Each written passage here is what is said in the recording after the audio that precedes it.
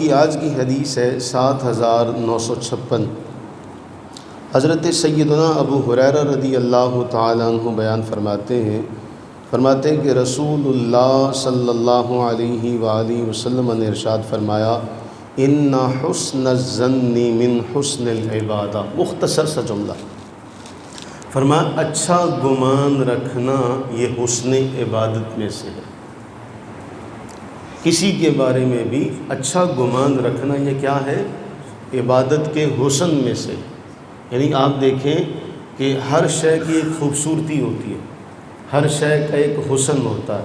مثلا آپ کسی کے سامنے یوں ہی پیاز اور کھیرا وغیرہ لا کے رکھ دیں تو اس میں تو کوئی حسن نہیں ہوگا۔ آپ اس کو حسین ترین انداز میں کاٹتے ہیں اور کاٹ کے اسے آپ پلیٹ میں سجا کر پیش کرتے ہیں، یہ اس کے سلاد کے پیش کرنے کا، رکھنے کا ایک حسن ہے۔ تو عبادت کا جو حسن ہے، نبی صلی اللہ علیہ وآلہ وسلم نے اچھے گمان کو فرمایا کہ آپ دیکھیں حسن ظن یہ حسن عبادت میں سے۔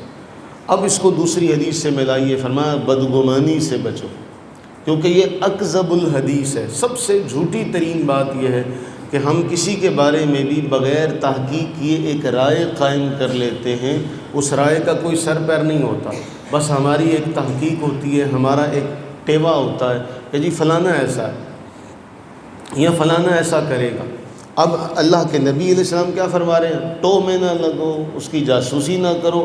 ہم نبی علیہ السلام کے حکم کے خلاف اس کی ٹو میں بھی لگے ہوئے ہیں، اپنے کسی مسلمان بھائی کی ٹو میں بھی لگے ہوئے ہیں، اس کی جاسوسی میں بھی لگے ہوئے ہیں، اور اس کے بارے میں غلط گمان بھی ہم قائم کر چکے ہیں۔ اور اس حوالے سے قرآن کریم ہمیں بڑا واضح طور پر مخاطب کر کے فرماتا ہے کہ اے ایمان والو، اجتنبوا کثیرا من الظن ان بعض الظن اثم۔ حدیث میں اللہ کے نبی علیہ السلام نے بچو کہ یہ جھوٹی ترین بات ہے، جبکہ قرآن فرما رہا ہے یہ تو گناہ ہے۔ کسی کے بارے میں بدگمانی قائم کر لینا یہ تو گناہ ہے، اور ہم سارے، ہمارے معاشرے کا اکثریتی حصہ جو ہے وہ اسی بلا میں، اسی وبا میں گرفتار ہے کہ ہم نے بغیر سوچے سمجھے، بغیر تحقیق کیے کسی کے بارے میں بھی ہم کوئی رائے قائم کر لیتے، جبکہ اللہ کے نبی علیہ السلام فرما رہے ہیں اچھا گمان رکھنا یہ عبادت کے حسن میں سے۔ تو ہمیں عبادت کا حسن قائم رکھنا چاہیے، اللہ سے یہ دعا کرنی چاہیے کہ اللہ تعالی ہمیں حسن عبادت نصیب فرما دے۔ عبادت کا حسن جب ہمیں مل جائے گا تو پھر معاملہ بڑا آسان ہو جائے گا۔ ہم نے کسی کو بھی دیکھا، کچھ بھی ایک معاملہ، کوئی واقعہ دیکھا، بغیر تحقیق کیے اس کے بارے میں رائے قائم کر لی۔ موجودہ دور میں ہمارے بچوں کے لیے سوشل میڈیا ایک فتنہ ہے، ایک طوفان بدتمیزی ہے۔ اس میں کوئی اس کا سر پیر نہیں پتہ چلتا کہ یہ واقعہ سچا ہے، یہ واقعہ جھوٹا ہے، یہ واقعہ ہوا بھی تھا کہ نہیں ہوا تھا۔ کوئی مقرر جو ہے وہ کسی کی بات کو کہتا ہے، اسی بات کو کیپچر کر لیا جاتا ہے، پتہ ہی نہیں چلتا یہ اس نے رد کرنے کے لیے بات کہی تھی۔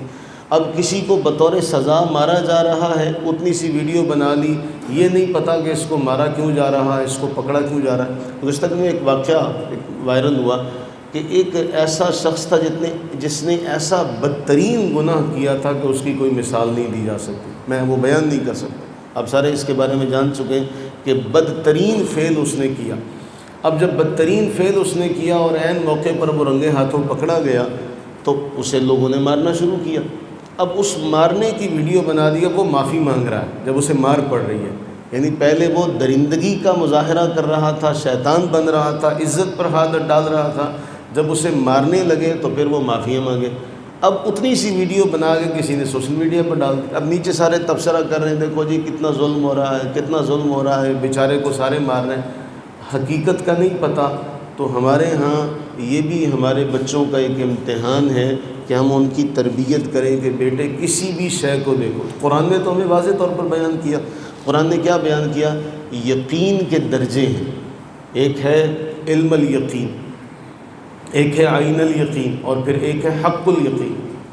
کہ ایک انسان دیکھ رہا ہے کہ بھئی آگ گرم ہے، اس کا اسے سن کے علم حاصل ہو گیا۔